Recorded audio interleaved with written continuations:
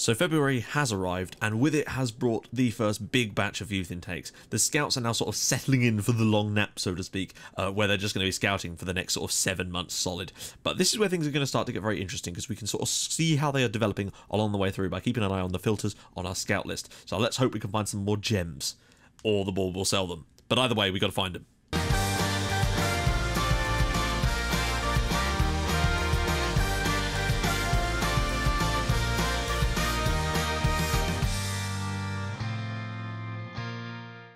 Hi guys, and welcome back to another episode of Building a Nation with FC Midtjylland. If you're still enjoying the series, do be sure to smash a like on it. That's superb of you guys.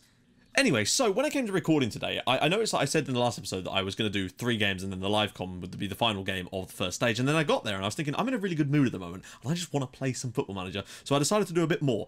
So we did a cup game as well, and the final league game of that. So we're actually going to be doing the first game of the championship stage today. So enjoy the highlights of the games that we've played so far, and I'll join you guys in a sec for a game against our title rivals, Odense. So that should be more fun. I'll see you guys soon. Sing back across for Cruz, lovely goal.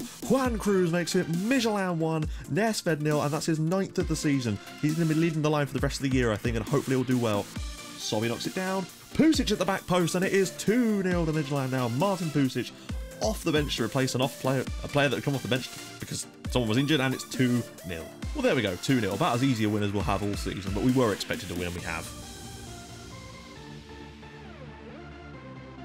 Playing through the channel, Sobby's in, Sobby's saved, but there we go, on the rebound, Cruz is in there, 10th goal of the season for him. This is good. I want to see him hit at least sort of 15, 16, 17 by the end of the year, I hope.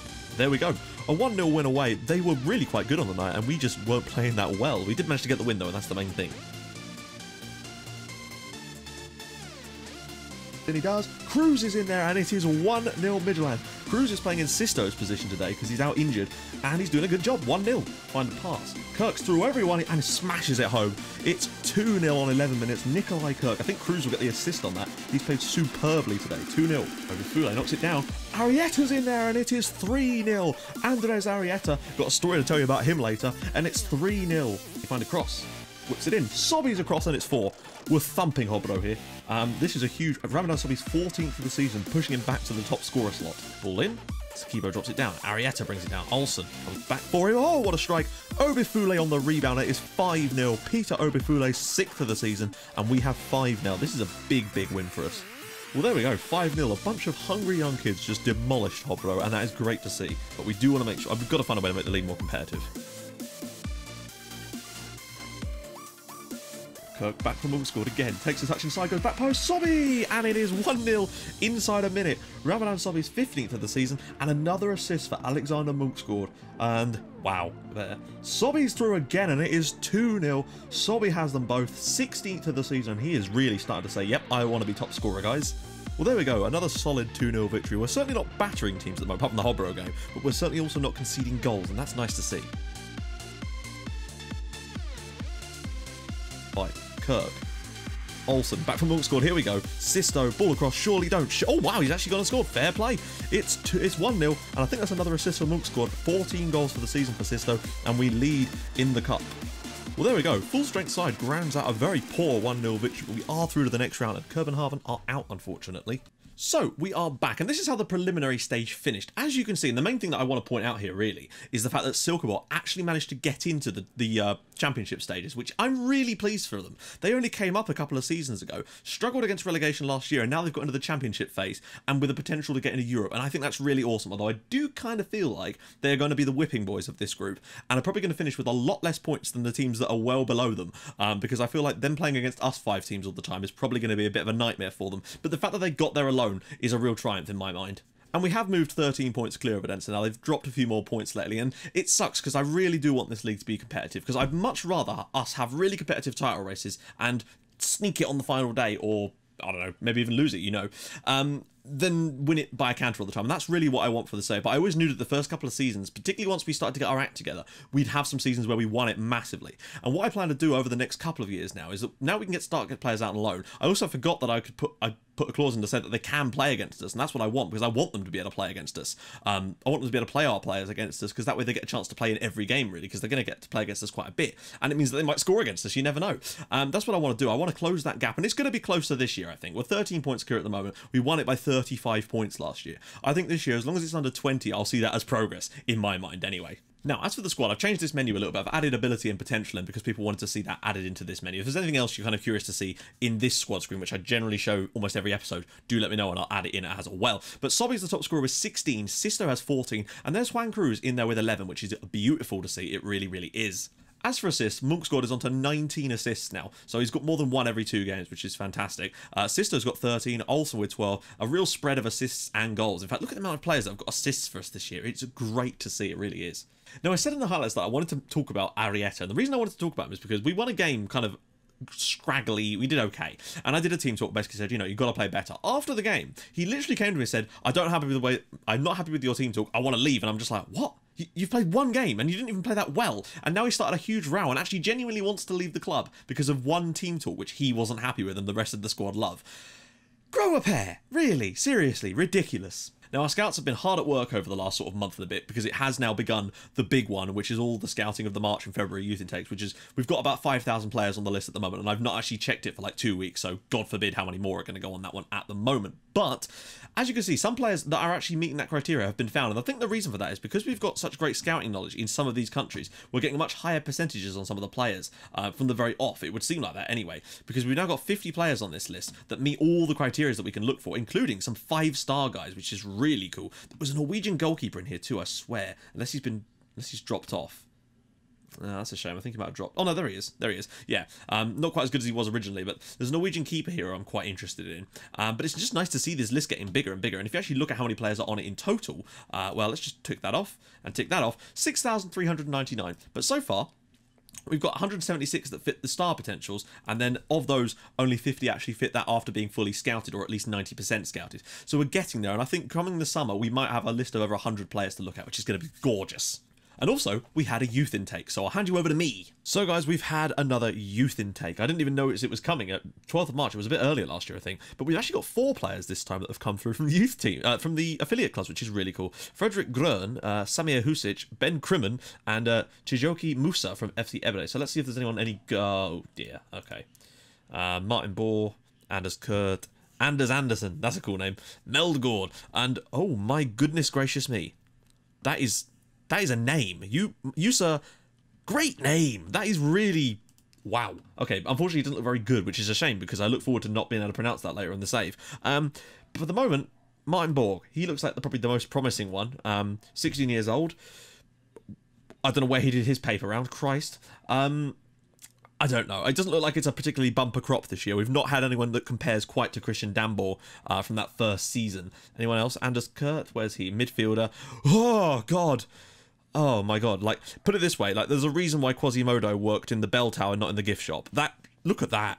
Okay, wow. Okay, so let's just stop talking the piss out of them now. But at the same time, I just don't think we've got anything particularly fancy this year, which is a shame. But there you go, guys. Thanks for that, me. Now, I would like to go with Cruz up top today, but unfortunately he's just a bit knackered. I think he's come back from international duty. He has scored a goal for his country now, which is awesome. So we're probably going to go with Martin Pusic. Pusic, Oberfule, Sobby and Sisto. Lovely little group of players we've got on this left-hand side particularly. Loads of options. Kirkensing in the middle, Novak Sakivo, Bangard and Munksgaard. Lots of options off the bench, of course, with the likes of Santos, who did play a game, Griffiths, Greenwood, Hansen. Humberto Palmer is finally back, but he's probably going to get some games towards the end of the season, I'd like to think, anyway. But that's the team we're going to go with for today's game, I think. One of the other reasons I was kind of curious to do the Odense game in a live comment is because I saw people saying, you know, oh, how is this that competitive when you're beating your main title rival 8-0? We haven't beaten anyone else at 8-0. It just happened in one game. We were unbelievably good. And oh, my goodness, and now we lead. 3 minutes in, and Sobby now has 17 for the season. Incredible stuff. Great ball in as well from Sisto. Lovely ball in from Sisto, and Sobby is there. The defenders really should have done a lot better there. Sobby getting in and scoring another one. I think top scorer for him this year is looking very, very likely. He looks awfully pale there in the 3D match engine, I must say. But it's one of those situations where I feel like it's going to be a very long time before we win a game by that sort of margin again. It's just one of those perfect storm kind of scenarios where everything just went for us in that game, and we happened to put the hammer down on them. As you can see today, we've not been hugely better than they have, frankly, and we're the home team here. So I feel like there's a lot to be said for Odense, and they've done a really good job this year. They've got to be careful because they are starting to be reeled in by the teams behind them, though. Only 5-point gap over AGF now, and only 6 points back to Copenhagen. So it would be a shame if they didn't get second, because throughout the season, oh, there we go, Festersen's put it in. Odense are level, and they've played really, really well today. Rasmus Festersen makes it 1-1, and it's not like we're playing a weakened side. This is our full-strength team, basically. I want to play, generally, the rotated sides for most of the rest of this period, because I feel like the title is in the bag. But I still will play the full-strength team occasionally, because in a way that will actually become part of the rotation. You can't play the kids all the time, or they'll get tired as well. Okay, let's take a little look at the analytics then, because that was a strange... Wow. Well, the right-hand side is clearly our way through, isn't it? Let's just make that clear and drop that down to normal and see. I'd like to see if we can get the win today. We've certainly not lost for quite some time. Actually, can't even remember the last time we lost a game. That's saying something, isn't it? But I want to see these teams step up and perform in Europe. That's where they really do need to step it up. Odense have shown me this year that they're capable of matching us, or certainly competing with us. And that's great. That's what I want to see. But I want to see them do it on a European scale. I think if they can get a couple of successive seasons of qualifying for Europe, then maybe it will be enough for them. Sisto, and look at that. Oberfule, great pass. Pione Sisto says, actually, Sobby, I'd quite like to be top scorer as well. Although I have a sneaky suspicion that Cruz might actually start to sneak into that race as well. Because as the season wears on, he's going to play more and more games for us. Unless he gets injured, he's probably going to rack up sort of 7 or 8 more appearances from the start. And I feel like if he can grab himself 5 or 6 goals in that time, I'd be pretty damn happy with him. Still not sure about what role to play as our striker. And I think it might depend on what striker we're using, because he's more of a target man type of player rather than an advanced forward. But he can still play there well, whereas Arietta is more of an advanced forward type of player. That's if he even stays at the club, frankly. He's got a bit of an attitude problem. And you know I don't stand for any attitude problems in these saves. Hell no. Cleared a well, there might be a breakaway here. They've certainly not, I mean, okay, they've not matched us fully, but they've certainly at least given us a bit more of a competitive game than they did in the first match against them this year. They've certainly played a lot more like a team that are trying to fight that second spot out. I don't know what happened to them in that game they played against us. It wasn't like they had commitments in Europe or anything. They were just so poor on the night, which is a shame. If there's any team I wouldn't have wanted to beat 8-0, it would have been them probably, because it's ruined their goal difference as well. Sing.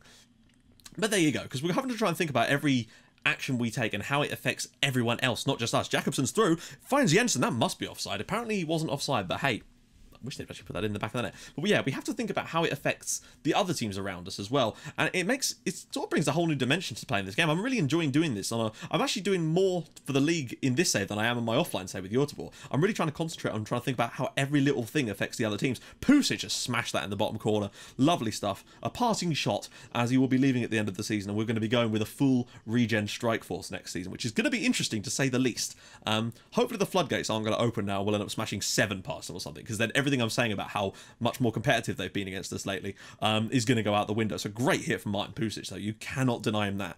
3-1. Looking confident. Substitutions will be afoot soon. We can hopefully bring on some... oh my goodness, look at that. Oberfule straight through. And he's put... Oh my goodness. He's missed. And something else. Regarding the Sevilla game, I mean, I know we went out and it was a bit of a shit show all around, but I would much rather have games like that happen than games where we're winning all the time, constantly winning, like a save where we just barrel through it. It just seems a bit more. We need to have not controversy, but like obstacles to overcome, and things like that are perfect. I love having results like that. As stupid as it might sound, games where it feels like everything is against you, I love. Not at the time, but I love it much later on, because it makes you feel much more like real football in a way. Let's give Juan Cruz a little run out. Why not? And Keranen actually could do with some match fitness, because he's only just come back from that 2-month layoff with those strained knee ligaments. So we'll get him on as well. See if Cruzy can grab himself a goal. I don't know why he's so unfit. We've actually had a bit of a gap between this and our last game, but there you go, I guess. Novak to Sobby. I've given Paul Griffiths a few runs out this sort of over the last few matches as well, and he's been okay. You know, on that side, that he actually had one good game. I think he got an 8.2 in one of the matches, so that's good to see from the young Australian. Oh, Cruz slips it through, and Sisto's in behind, and what a save from Gunderson. Fair play to him on that one.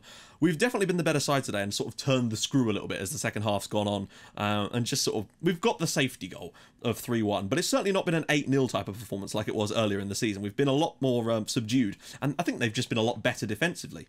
As good as we were attacking in that game, they were as bad defensively. I don't know what happened to them, because they've been quite solid as well.